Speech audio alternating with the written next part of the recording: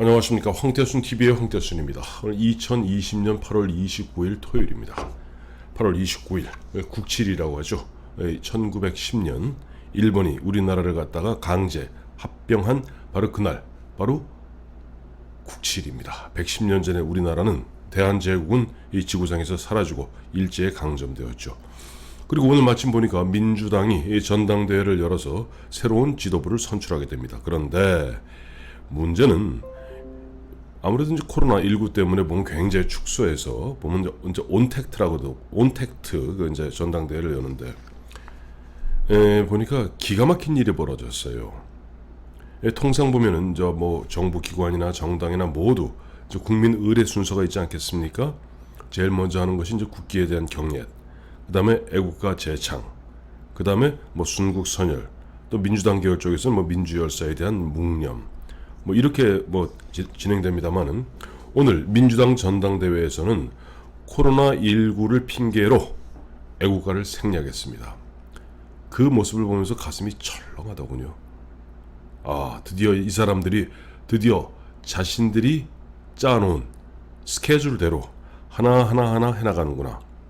뭐 아시겠습니다만 얼마 전에 이제 김원웅 8.15 경축사 8.15 이제 경축식에서 이제 김원웅 이제 광복 회장 보면은 뭐 백선엽 장군 등 뭐 이런 옛날 이 우리나라 호국 전쟁 영웅들을 갖다 비아냥거리고 그 다음에 보면 이승만 대통령 보러 뭐 친일과 결탁했다. 또 애국가의 작곡가인 안익태 선생은 친일파다. 민족 반역자다. 뭐 이런 식으로 이야기하면서 이미 예전부터 실제 보면 뭐 광주 1고 등등등등에서는 보면 예전에 그 자기네 교가 바꾸기 열풍이 지난해부터 일고 있습니다. 광주 1고가 대표적이죠. 보니까 예전에 보면 광주 1고 뭐 우리나라 많은 학교들이 보니까 그 유명한 작곡가들한테 의뢰해서 교가를 갖다 만들지 않았겠어요? 근데 그 교가를 만든 분들 그 당대 최고의 작곡가들 중에 상당히 보면 어쩔 수 없이 일제시대에 보면은 요즘 김원웅 씨 표현을 그대로 빌자면 생계형으로 또 어쨌든 그 체제에 살아 있을 수밖에 없으니까 거기에 보면 이런저런 형태로 하다 보니까 먼 훗날 친일파로 낙인 찍힌 분들이 적지 않이 많습니다. 그런 분들, 즉 자신들이 찍었던 친일파로 찍어놓은 그분들이 작곡한 교가라 그래서 교가를 바꾸는 것이 이른바 광주 1고를 중심으로 해서 막 번져나갔던 것이 지난해 이맘때입니다. 지난해 이맘때 마침 보니까 그 당시에 보면 바로 어제 이제 사임을 발표한 아베 일본 총리하고 문재인 대통령 대판 붙게 되죠. 대판 붙게 됩니다. 대판 붙는 가운데 당시 요즘 뭐 좀 보면 주로 보면 바깥에서 딴 활동하고 있습니다만 조국 당시 민정수석이 자기의 페이스북에 축창가를 올리고 그 다음에 보면은 뭐 12척의 배, 문재인 대통령 12척의 배 이야기하는 그런 어떻게 보면 반일 프레임으로 지난해 7월과 8월을 뜨겁게 달구었습니다. 그 분위기에서 보면은 그 당시 이른바 친일 작곡가들이 작곡한 그것을 없애겠다. 그때 이미 그 당시부터 우리가 우려했던 바가 이 사람들이 조만간 애국가 손대겠구나. 그 당시에 저도 황태순 TV를 통해서 그 비슷한 얘기를 한 적이 있습니다. 이 사람들이 머지않아 애국가를 손대겠다. 이 사람들이 기본적으로 안익태 선생의 뭐 친일 행적 갖고 왈가왈부하자는 것이 아닙니다.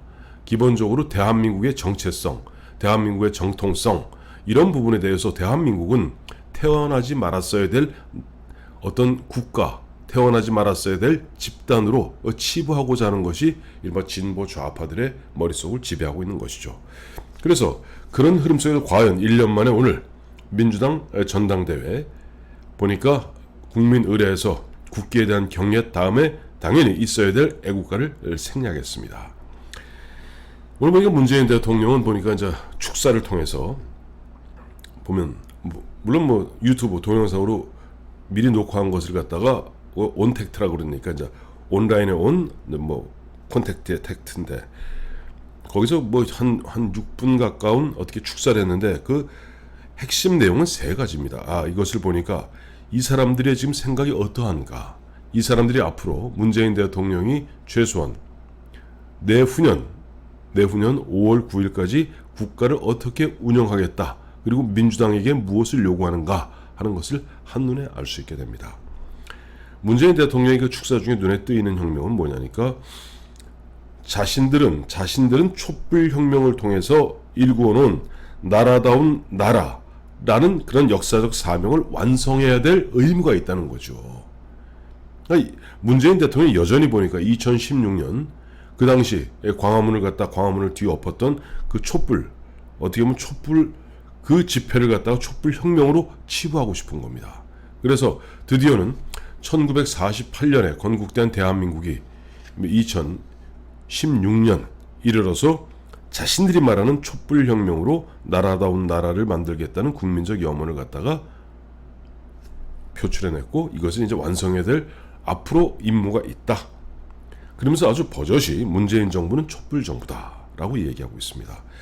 참 문제입니다.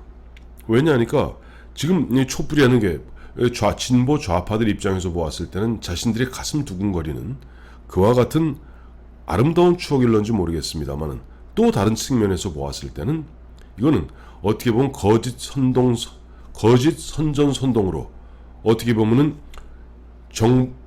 제대로 정보가 없는 국민들을 갖다가 현혹 내지는 세뇌시켜서 현 정권을 갖다가 정권을 탈취한 어떻게 정권 탈취 행위죠.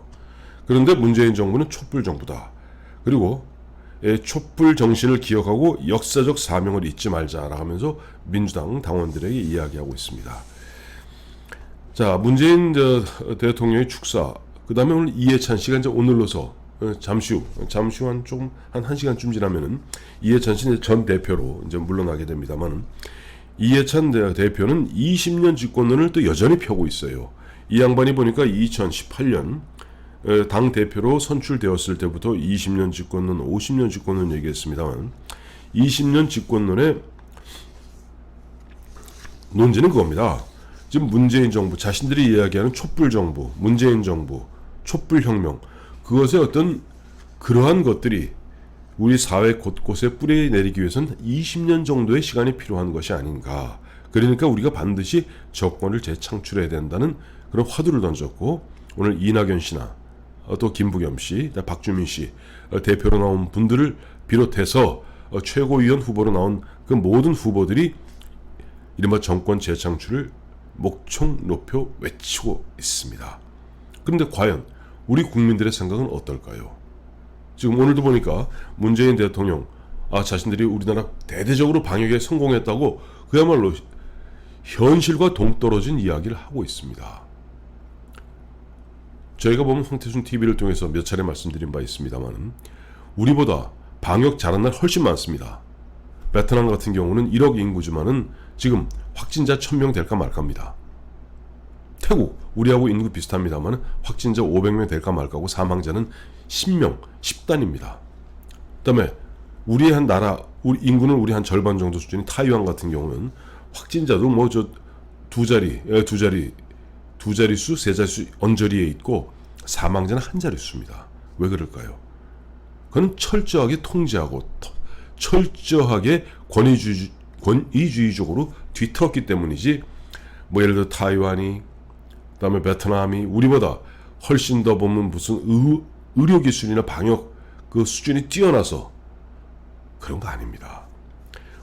이번에도 방역도 마찬가지예요. 뭐 흔히 K 방역 얘기합니다만은 우리 국민들의 철저한 협조와 요즘 최근에 보니까 뭐 전광훈 목사 등등 협조 안 한다고 보면 그야말로 만고의 역작같이 몰리고 있습니다만은 협조와 그다음에 의료진 정은경 질병관리본부 본부장을 비롯한 그런 관계자와 또 지금 현재 파업 중인 그 수많은 의사들의 헌신과 피와 땀과 눈물로 만들어낸 것이지 이것이 이른바 대한민국 문재인 정부의 행정력으로 일궈낸 거 아닙니다. 그럼에도 불구하고 어쨌든 보면은 그런 분위기 속에서 여전히 시대와 동떨어진 이야기하면서 뭐 K방역 이번에 뭐 대성공했는데 라고 이야기하는데 우리가 한 가지 여기서 간과해서 안 될 이야기가 있어요. 뭐냐니까 이번에 이제 보면 8.15 광화문 집회 나왔던 15,200명 정도 보면 최소한 광화문에 30분 이상 있었던 분들은 통신사, 이동통신사에 의해서 다 보면 신원이 파악돼서 제가 각 구청으로 내려가 있습니다. 각 구청에서는 위에서 내려주니까 하는 수 없이 자기 관내에 사는 광화문 집회 참여자들에게, 참석자들에게 전화 걸어서 당신 참석했지? 그러니까 빨리 보건소에 가서 진료해. 일반 병원에 가서는 검사 받을 수 없어. 라고 이야기하고 있습니다. 이런 얘기를 하고 있더라고요. 그 사람들은 얼마나 보면 심리적으로 위축되겠습니까? 그리고 어떻게 보면 어느 순간에 어떠한 근거에 따라서 보면은 그 사람들을 갖다가 어디에 모였던 사람들 신상을 다 파악해서 정부가 갖고 있을까요? 이게 바로 신독재, 즉 이른바 빅브라더, 조지 오웰이 얘기했던 국가가 모든 정보를 갖다 주어 틀고 앉아서 일일이 국민들의 일거수일투족을 감시, 감독하고 간섭하는 겁니다. 저는 지금 코로나19 때문에 우리 국민 당장 오늘 0시부터죠. 오늘 30일 0시부터 2.5단계로 격상되는데 가장 큰 문제는 이와 코로나19 사태와 같은 이런 상황을 갖다가 문재인 정부는 굉장히 악용하고 있다는 겁니다. 그래서 국민들의 어떤 헌법에 보장되어 있는 결사의 자유, 표현의 자유, 신앙, 종교의 자유 이런 것들도 문재인 대통령이 어제 그저께 얘기하지 않았습니까? 언제든지 국가 안보, 공공의 이익이라는 미명하에 제한하고 규제할 수 있다고 이야기하고 있습니다. 그게 바로 독재입니다. 그게 바로 전체주의입니다. 그게 바로 파시즘입니다. 마침 파시즘 얘기하니까 최대집 의협회장이죠. 최대집 의협회장이 좋다. 나는 감옥 가도 좋다. 그러나 후배 의사들이 정말 이와 같이 파시스트적 행태를 보이고 있는 문재인 정부와 맞서 싸우다오 얘기했더니 황희석 씨라고 지금 열린민주당인가요? 최고위원이죠. 옛날 조국 키즈입니다. 조국이 법무장관 할 때 법무부 인권국장인가 개방직으로 들어왔던 이 친구인데 황희석이라는 친구는 최대집 의협회장이 이런 얘기하고 있어요. 너 파시스트 맛 볼래? 정말 파시스트 같으면 너 아무도 몰래 너 납치해서 고문하고 너 끌어묻어다 죽였을 거야. 과거에 나치스 히틀러가 그랬고 과거에 저 피노체트가 그랬어 라고 이야기하고 있습니다. 이게 대한민국 법무부에 인권국장을 지냈다는 사람이 할 말입니까? 그러면 문재인 정부 지금 누가 보더라도 지금 국가 파시스트 경향을 보이고 있고 신독재로 흐르고 있다는 것은 세상이 다 알고 있는 이야기고 우리가 아니라 해외에서 바라보는 외부의 시각도 우리가 지금 분명히 독재로 흐르고 있다는 것을 지적하고 있습니다. 그럼에도 불구하고 지금 황희석 씨는 그러면 너 아무도 몰래 납치해서 너 고문하고 너 아무도 끌어 묻어다 죽인다 라고 협박하는 겁니까? 이런 자들이 이른바 문빠라고 이런 자들이 족빠라고 모여서 국가 운영을 좌지우지하니 명색이 집권 여당이라는 민주당에서 전당대회 열면서 국민 의례하면서 코로나 핑계대면서 버젓이 자신들이 이야기하는 민족 반역자 친일파 작곡가인 안익태 선생이 작곡했다는 애국가를 생략하는 만행을 저지르는 것입니다. 자, 8월 29일 1910년 8월 29일 우리나라는 국권을 빼앗겼고 1945년 8월 15일 해방이 되었고 1948년 8월 15일 대한민국 건국했습니다. 그 순간순간 고비고비마다 많은 사람들이 대한독립 만세를 외쳤고 또 애국가를 갖다가 목청 높여 불렀습니다.